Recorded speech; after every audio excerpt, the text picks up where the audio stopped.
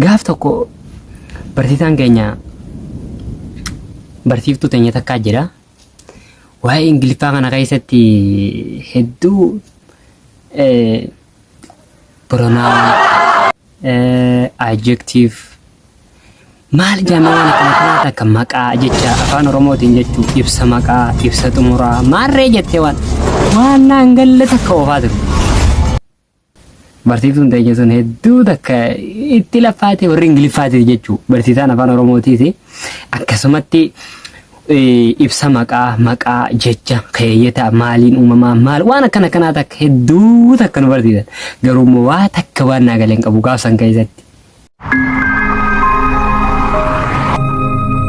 Assalamu alaikum warahmatullahi wabarakatuh. Akkam nagaa fayyaa jirtu alhamdulillah. Hordoftoonni Hardiin Wood isinirraa tureetiin jira haaluma jiruutii fi kanaa wajjin banne deebinee jira inshallah. Mee har'a waan gaafa ijoollee takka hedduu gaafa kutaa 5 irraa tokkorraa qabee ilaa kutaa 5 6 akkanaa na dhibaa ture tokko waa'ee afaan Oromoo kana jechuu maaliif barachuun barbaachisaadha. Waan maraa waan namaaf addammayin takka walii adda baasuun hedduu barbaachisaadha. Gaaf tokko barsiisaan keenya barsiiftuu teenya takkaa jira. Waa'ee Ingiliffaa kana keessatti hedduu pronoun, adjective maal jennaan kana akka maqaa jecha afaan Oromootiin jechuu ibsa maqaa ibsa xumuraa maarree jettee waan naan galle takka oofaa ture. Barsiiftuun teenya sun hedduu takka itti laffaatee warri Ingiliffaati jechuu barsiisaan afaan Oromootiiti. Akkasumatti ibsa maqaa jecha keeyyata maaliin uumamaa maal waan akkana kanaa takka hedduu takka nu barsiisan. Garuu waa takka waan naa galeen qabu gaafsan keessatti waan naa galeen qabu. Arrammoo deebi'ee yeroo waan san laalu wanni sun takka takkaan addanaa baate. Mee wanni sun jecha jechuun maal yoo jangaafatan ani hin beeku. Hedduu takka wanni sun na dhibde. Maali dhiiroo jeen itti yaadaa ture. Amma immoo deebi'ee yeroon jechuudha maali wanni sun. Ibsi maqaa sun maali? Maqaa jechuun maali? Jechi jechuun maali? Durduubee jani maal jechuu wanni kun? Jee giseen laalu amma addanaa baate.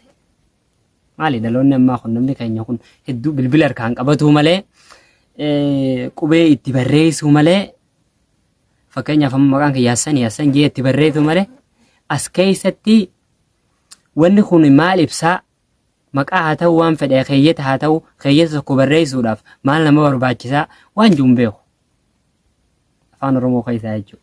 Maaliif afaan keenya numaatti guddifata. Maaliif jennaan hedduu afaan fi kana guddisuu irratti hirmaatuun gaariidha.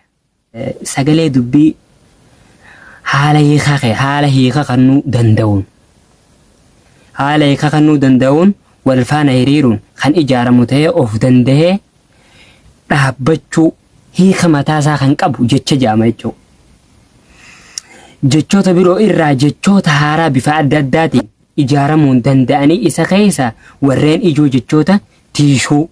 Amma jecha tiishuu jechuun maal jechuu? Ani hin beeku duraan. Jecha tiishuu hottoonfachiisuu ammas gabaabsuu maal jechuu wanni kun hottoonfachiisuu jecha tiishuu. Amma akkuma kiyya namni tokko yeroo viidiyoo sana dhageeffatu hin galuuf tarii hin galuu dhabuuf hin mala. Garuu immoo warri akka kiyya rakkataa ture ni beeka. Jecha tiishuu jechuun jecha lamaa ol ta'anii walitti dhufuun akka jecha tokkotti dhaabbatuun yommuu uumaman jechi sun jecha tiishuu jedhama. Jecha lamaa olis ta'anii fakkeenyamma rog-sadee yoo jenne rog-sadee jechuun jecha tiishuuti. Rog-sadee jecha lamaa walitti dhufee jecha tiishuu jedhama jechuudha jecha kun.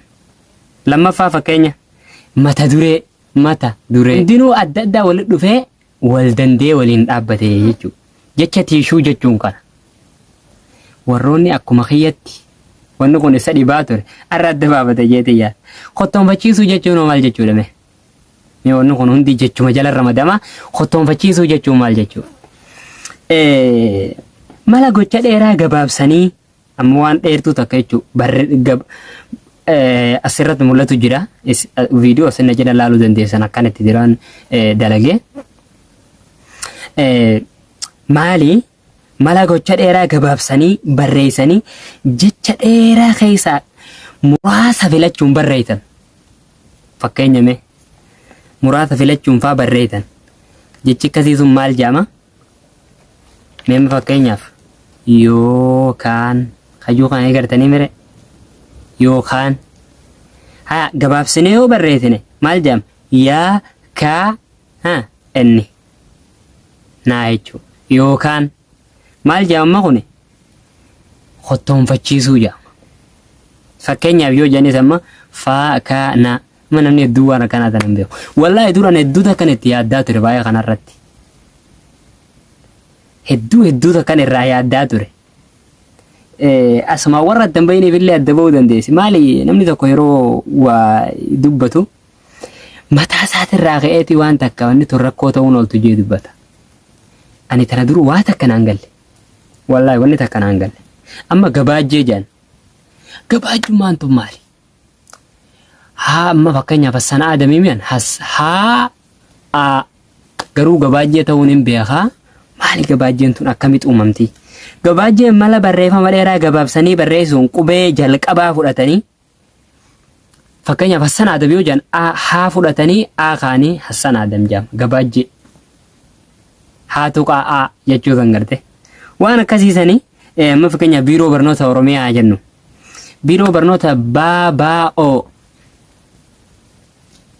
BBO jedhan jechuudha. Biiroo barnoota Oromiyaa akkana jechuudha. Wanni kun hedduu takka addanaa bahuu oolte yoo na dhibde jechuun akkuma na dhibde isiniif dhibde jeetii waan kana isinii hime. Fakkeenya biroo ammas mi'a fudhannu waldaa misooma Oromiyaa. Waldawa maan misooma Oromiyaa.